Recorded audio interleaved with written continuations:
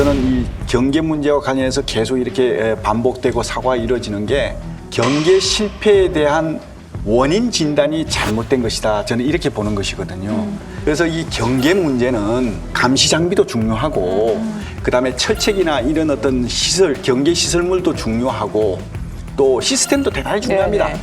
근데 다 중요하지만 그것보다 가장 더 중요한 게 뭐냐면 바로 사람인 겁니다. 우리 군의 지금 이제 정신적 대비 태세가 왜 이렇게 무너졌느냐. 결국 우리 군이 어느 순간 적이 없는 군대가 된 겁니다. 이게 군인에게 있어서 적이라는 것은 사격할 때 우리가 표적과 같은 것이거든요. 사격해 보셨겠지만 사격할 때 표적이 없으면 사격할 수 있습니까? 못 하잖아요. 아마 사격을 못 하든지 허공에다 대고 쏘든지 그럴 겁니다. 그래서 그런 어떤 상황이 우리 군이 지금 현재 상황이거든요. 그래서 우리 군이 표적도 없고 목표도 없고 목적도 없는 군대가 되다 보니까 싸워 이길 수가 없는 군대가 돼버린 거예요. 그래서 저는 지금이라도 우리 군에게 적을 되돌려줘서 집중할 수 있도록 만들어줘야 이렇게 계속 반복되고 있는 경계 실패의 연결고리를 차단시킬 수 있다. 저는 그렇게 생각합니다.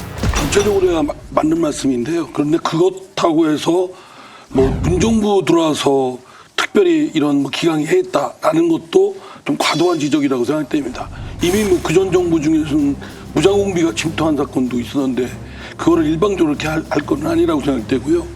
다만 군이 철책 경비를 제대로 하지 못한 점은 변명의 여지가 없다고 봅니다.